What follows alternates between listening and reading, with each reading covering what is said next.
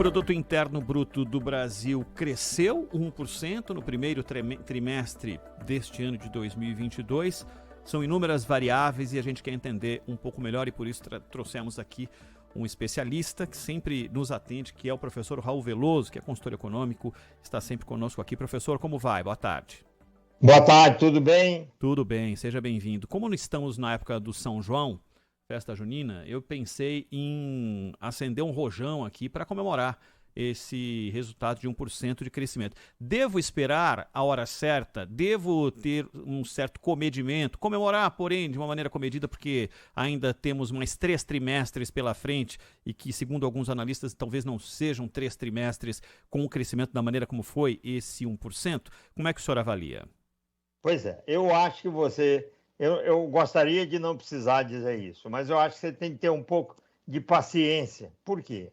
Porque, na verdade, nós precisamos interpretar o que está acontecendo. Eu tinha até sugerido um gráfico que mostra bem, assim, visualmente, o fenômeno que está aí, para a gente não se confundir. Mas eu não sei se vai ser possível mostrar. Sim, perfeitamente entrando no ar.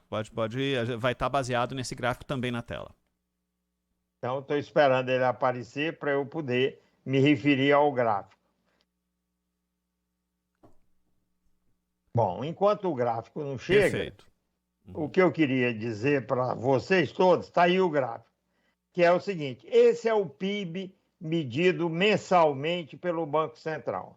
Esse que foi divulgado é o do IBGE, ele faz por trimestre, não tem tanta rapidez na divulgação e na simplicidade como esse. Mas vejam, é importante a gente saber onde é que nós estamos pisando. Aí está o período de agosto de 2018 até 2022, começo do ano. Ou seja, é um período aí mais recente que inclui no meio dele, eu fiz isso de propósito, a pandemia. A pandemia é essa embicada, esse V que a gente enxerga aí, que não deve nos confundir. Esse é um fenômeno temporário que durou mais ou menos 6 meses, que é exatamente o tamanho dessa abertura do gráfico lá em cima. Nesses 6 meses, o PIB desabou, como a gente está vendo, essa embicada, a ponta de baixo do V, mas logo em seguida ele voltou para o lugar que ele estava antes. Então, primeira sugestão que eu faço é a seguinte: vamos esquecer a pandemia, tá? Ela não é mais relevante para praticamente nada para a gente interpretar o que está acontecendo. Então, aí a gente fica naquela linha de cima, que é a trajetória do PIB.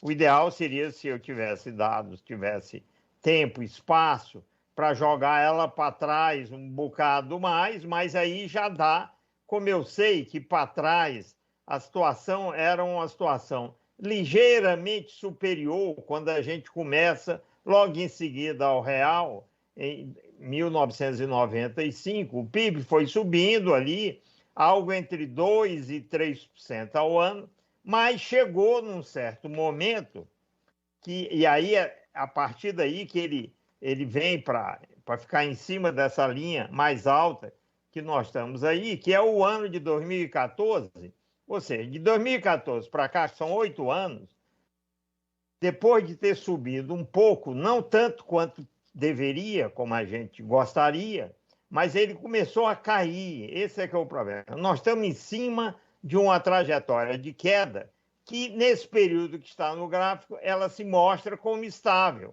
que é isso aí. Ela vem um pouco mais alta de trás, eu estou falando de 2014, quer dizer, de 2014 a 2022 são 8 anos, não é pouca coisa. Nesse período de 8 anos, se o gráfico pudesse ter ido para trás, ele estaria acima, lá na altura do meu cabelo, vamos dizer assim. E aí nós teríamos uma trajetória de queda, que é a trajetória na qual nós estamos inseridos desde 2014. É uma queda média do PIB de 0,6% ao ano. É uma pequena queda, mas é uma queda. 8 anos acumulados dessa queda dá um bom samba ruim, né?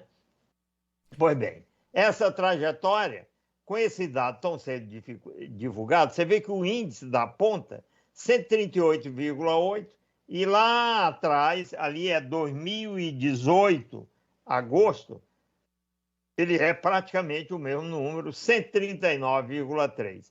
Ele está caindo levemente. A gente pode dizer que, esquecendo a pandemia, a economia brasileira estava numa trajetória de leve queda há bastante tempo, e isso é uma situação, obviamente, muito ruim. Por quê? Porque não era para estar assim. Passados aqueles anos pós-real, nós teríamos de estar numa trajetória de ascensão, subindo, né? Nada de cair. E aí, essa subida, que não apareceu até agora, e esse dado que está aí, a gente, a rigor, não deve levar em conta para demonstrar algum tipo de tendência razoável daqui para frente. Não dá para tomar isso como uma tendência, mas o fato é que nós estamos numa tendência ruim, continuamos nela e não sabemos se vamos sair dela e quando. Esse é que eu acho que é o grande drama que eu tenho falado muitas vezes nos últimos dias. Nós temos uma discussão de eleição presidencial e eu não vi ainda nenhum candidato chegar e dizer como é que ele vai evitar esse voo de galinha, que é o que nós temos tido desde o lançamento do real. Sobe primeiro, depois a galinha cai, que é isso, a galinha sobe e depois ela não aguenta ficar voando, desaba, e aí a gente aqui quer que a galinha suba de novo, mas suba de vez, sistematicamente. E ninguém está querendo responder essa pergunta. Eu tenho aqui a minha resposta, mas eu digo, os candidatos a presidente da República estão tratando de detalhes, de outras coisas, de briga política, etc, etc. E a população precisa saber quando que ela vai entrar numa trajetória de crescimento e não uma trajetória de voo de galinha. Trajetória de voo de galinha é a que não sustenta.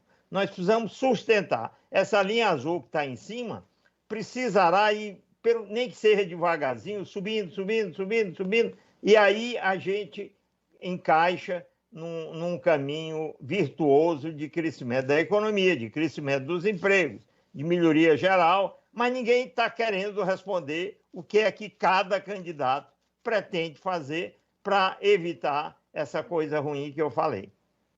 Zaidan. Professor Raul Veloso, o senhor disse aí, mostrando o gráfico, voltamos ao lugar onde estávamos antes. Então, e o lugar onde estávamos antes não era dos melhores, né? São Exatamente. 8 anos com crescimento pífio e muitas vezes só não houve declínio do PIB por causa de um setor específico. Agricultura, pecuária, enfim, o que chamam de agronegócio, que evitou uma redução do PIB. Então houve um crescimento modesto. A própria indústria, a própria CNI, já admitiu aqui mesmo, na Bandeirantes, por intermédio de seus profissionais, seus técnicos, seus economistas, que há um processo de desindustrialização. E não é uma circunstância, é um processo. E é difícil reverter isso. Nós temos, nesses 8 anos, 2 dígitos de milhões de desempregados. E é interessante, o Ronald fez uma ironia, né, com os foguetes, por causa desse crescimento de 1%, que seria 1,7% em comparação com o primeiro semestre do ano passado. E muitas vezes nós já estamos comemorando uma queda no desemprego, mas ainda sem qualquer sinal de que voltaremos para pelo menos um dígito de milhões de desempregados. É um problema estrutural.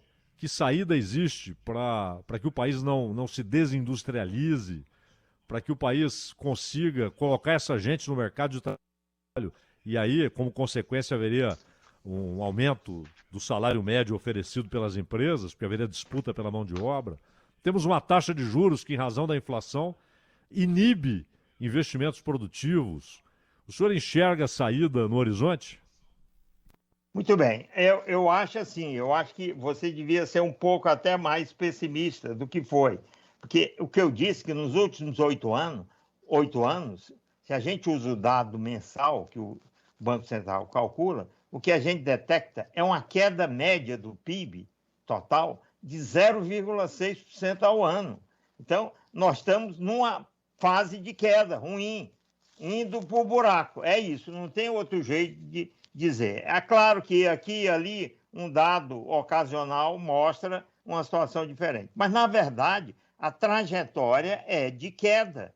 Essa é onde nós estamos. E aí eu vou lhe dizer, eu acho que estão bobeando, porque não estão enxergando algo que não é fácil de enxergar, que é o seguinte, os investimentos, sim, não há como crescer sem investir. Começa por aí. E o item que chama a atenção para mim é o item chamado infraestrutura, porque os investimentos públicos em infraestrutura caíram do final dos anos 80 até 2018, que é o último ano que eu tinha na mão, um valor de nada menos do que 387 bilhões de reais por ano, em valores de hoje, em valores anualizados. Pensa você, como é que pode isso? A gente reduzir o item que deveria estar aí bombando, que é a infraestrutura, ele caiu 387 bilhões. Então, nunca foi tão simples encaminhar uma solução para esse problema, porque a queda é tão dramática. Claro que as pessoas não sabem, não vê, só quem estuda com profundidade é que percebe. Mas esse é o ponto. Nós temos de ter um plano de desenvolvimento calcado na recuperação e na expansão da nossa infraestrutura em todos os seus segmentos. A infraestrutura aumenta a produtividade, ela bomba, ela bota bomba no crescimento da economia e dos empregos. Além de ter produtividade, ganho de produtividade, ela produz melhoria na distribuição de renda. Então, ninguém pode reclamar dela. Caiu tanto, quase 400 bilhões de reais. A gente sabe que ela turbina o crescimento e, mais do que isso, ela melhora a situação dos pobres. Por que nós não resolvemos isso? Bom, o problema é a pública. A privada está estável. Essa queda é só na pública. A privada, infelizmente, está estável. Ela tem uma dimensão muito inferior. A gente, em geral, tende a achar que o setor privado tem condições no Brasil de multiplicar esses investimentos em infraestrutura, mas não tem. Há muita dificuldade, eu não preciso entrar aqui nisso, mas, enfim, o foco tem de ser no investimento público. Como nós vamos recuperar esses quase 400 bilhões de investimento?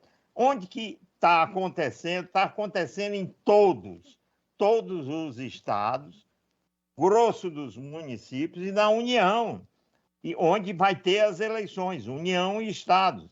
Esses governos, tentativas de serem governos, tinham de apresentar um plano de expansão da infraestrutura. E aí eu já vou me adiantar, porque eu sei que deve estar coçando aí na sua boca, perguntar o seguinte, o que é que causou isso e o que é que a gente tem que fazer para o investimento público em infraestrutura crescer? Gente, é muito simples. Eu venho batendo nessa tecla há muito tempo, outros também. É o seguinte, o déficit previdenciário de todos esses entes disparou desde 2006, pelo menos. Essa disparada do déficit fez com que os investimentos, desde então, estejam caminhando para serem zerados. É isso. Por isso é que tem esse valor absurdo que eu falei. As pessoas não estão querendo enfrentar esse problema previdenciário e, pasmem, eu vou dizer uma coisa só para chamar a atenção da coisa estranha que nós temos. Há um dispositivo outro, hoje na Constituição, que foi aprovado em dezembro de 19, outro dia, na emenda 103, que diz o seguinte, os mecanismos de previdência pública que existem no país têm de zerar seus passivos atuariais para com os beneficiários. Não tem escolha, tem um prazo, tem de ir lá demonstrar cada um. São mais de 2.000 municípios, mais de 20 estados. Poucos fizeram algum esforço efetivo. A Prefeitura de São Paulo, por exemplo, fez bem recentemente. O meu estado, que é o Piauí, fez. E aí eu não posso deixar de dizer que eu perturbo a tropa de lá o tempo inteiro. Por isso, porque Nós temos de fazer isso, a Constituição manda. E mais do que a Constituição mandar, é o caminho para você, ao equacionar, ao zerar esse passivo, colocando valores ativos que vão render e vão propiciar os pagamentos futuros. Na hora que você faz isso, você abre espaço nos orçamentos e, a partir daí, esse dinheiro que ia para a Previdência pode passar aí para a infraestrutura. Esse tema está sendo debatido também hoje nos Estados Unidos, não é coisa de Brasil só. Acabo de ler um estudo e venho acompanhando há algum tempo. O próprio presidente americano, o Joe Biden, quando entrou, lançou um grande plano de reconstrução da infraestrutura. Não sei se vocês se lembram. Eles perceberam isso, Sim. Estão colocando em prática. E nós aqui estamos resistindo, muita pressão política contrária. A Constituição já manda a um grupo de abnegados ligados a partidos e parlamentares que conseguiram convencê-los a aprovar essa mudança, e parece que ninguém quer aumentar o crescimento da economia e os empregos para as pessoas, principalmente as que mais precisam. Professor, setor de serviços, como responsável mais importante pelo resultado, e se eu puder ser breve eu agradeço para a gente poder encerrar, e a participação menor da agricultura no PIB com uma quebra de safra aí, isso preocupa para frente? Não, eu acho que não, isso aí são eventos ocasionais que estão pipocando e cada mês que você for olhar, você vai encontrar isso, eu digo. São variações em torno do tema central. Nós não podemos fugir de colocar na boca das pessoas, dos políticos, vamos recuperar a infraestrutura brasileira, porque ela está em situação de terra arrasada. Não há outra forma de explicar o que está acontecendo. E os políticos têm de criar vergonha e começar a discutir as coisas que devem ser discutidas e não ficarem aí perdendo tempo com perfumaria, ou tratando de variações em torno do tema central. O tema central é recuperar a infraestrutura brasileira. Raul Veloso, consultor econômico, economista que sempre nos atende aqui na Rádio Bandeirantes. Professor, um grande abraço, muito obrigado pela atenção conosco, até uma próxima. Outro grande, até a próxima.